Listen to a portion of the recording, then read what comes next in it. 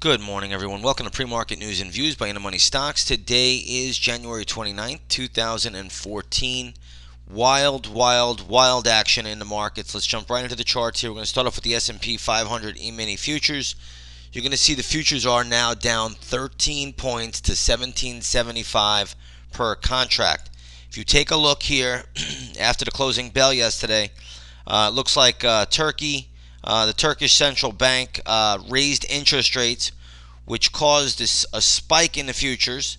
However, around 3 o'clock in the morning, 4 o'clock in the morning, futures began to nosedive, and they are now moving lower to fresh new lows. So any way you slice this or dice this, this is not a pretty picture out here. Just a little while ago, you did have the South African Central Bank also hike interest rates to 5.5%. Not a huge move. The Turkish bank raised interest rates from, I believe, 7.5% to 12%. So that's just a dramatic increase when you think about the basis point jump that took place. But either way you slice it or dice it, we're seeing all these currencies unravel before our eyes very, very quickly. And I think traders should be very, very careful. This is nothing to play with. This can turn into a spiral very, very quick. Now, this afternoon, we do have the Federal Reserve announcing their interest rate policy. They are expected to start to continue to cut their quantitative easing program by $10 billion. Right now, should sit at $75 billion a month that they're performing quantitative easing. But we are expecting a $10 billion taper today when they make their announcement. Their announcement will come out at 2 o'clock, but right now the futures are just tumbling and rumbling and falling down. Now, last night there was a State of the Union address. For the most part, I don't know if we can make all that much out of it. There were some different ideas that the president threw out. We'll leave it and let's see how the market interprets it. There are a lot of stocks in the news today, but with futures falling the way they are, everybody should be a little bit on guard, be a little bit on the cautious side. Let's go into some stocks that are out here today. We're going to start off with Yahoo. That's a big name. Yahoo is trading at $36.35. It closed at $38.22, so the stock is getting hit today. I will have some gap levels for Yahoo. It's going to be just a little bit lower, but I will have some gap levels for Yahoo, so please come over to the stock chat room. I'll have those gap plays posted up around 9 a.m. A couple of other stocks, or a few other stocks that we're looking at. One today is Dow Chemical. I'm not sure the exact news on Dow Chemical today, but I have to think that they did have earnings.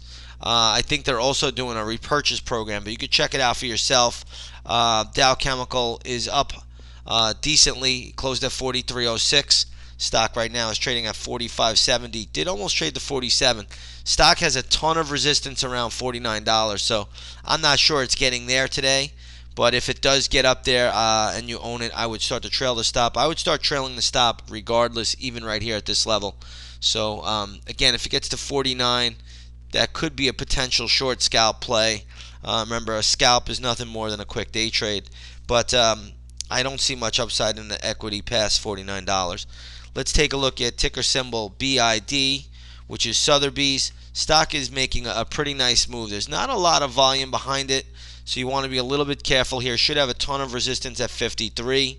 I wouldn't expect much more upside from there. Again, be very, very careful with this equity up here at these levels. I would not be a buyer whatsoever. Let's take a look at AT&T. Ticker symbol is T. And this stock closed at $33.70. Has a little bit of short-term support around $32.50. I'm not so sure how long that will hold up, but you want to keep that on your radar, $32.50, for a little potential intraday scalp. There could be a little bit of a play there. The other levels that I am looking at today for AT&T would be around 32 even number and also $30. All of those levels are pretty good for AT&T to get some intraday bounces. And those are just scalp bounces. Another stock we have on the radar here today is Electronic Arts. The stock closed at $24.87, trading at 25.25 now. Did trade almost to 26.50. I really don't see any upside in this equity. So maybe I'm dead wrong on this one, but I would not touch it on the long side whatsoever. Should be a ton of resistance around $26.50 to $27. Aggressive traders could scalp short it to the downside around those levels, but I really don't see any upside in this equity at this moment. Looking over a few other equities that we'll have today. Boeing, this is a gap play that we're going to have for this morning. Right now it's trading at 131.85. It closed at 137.09. So decent gap down on Boeing. We're looking for lower price there, but we could have a gap play on Boeing if it falls a little bit more. VMware, I believe, reported earnings. Ticker symbol VMW. Stock is kind of holding steady. Closed at $94.94. Yesterday it's trading at 93.66, so it's down a little bit. I don't really see much upside in VMware right now. I believe EMC also reported earnings today. Let me just make sure that's on my list. Yeah, EMC did report earnings. This was the parent company of VMware. That VMware did spin off from EMC a while back. Right now EMC is holding steady.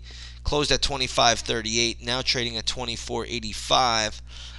The stock does have short-term support around 23.34, so keep that on the radar. Aggressive traders, you can watch the $24 level for support, and then it's going to be 23.34. So you got two levels for EMC, $24 and then 23.34. Two levels for EMC for short-term scalp bounces. There are a lot of other stocks out here. A few of them I'm going to have as gap plays this morning, but we do have a lot of other equities out here that are reporting earnings. Amgen is another one, and I'm only going to go over a few. Amgen is down around 119. It closed at 120.70. Right now, I wouldn't touch Amgen until it got to around 113. 113, you can look for a scalp bounce. That's what I have on my radar here.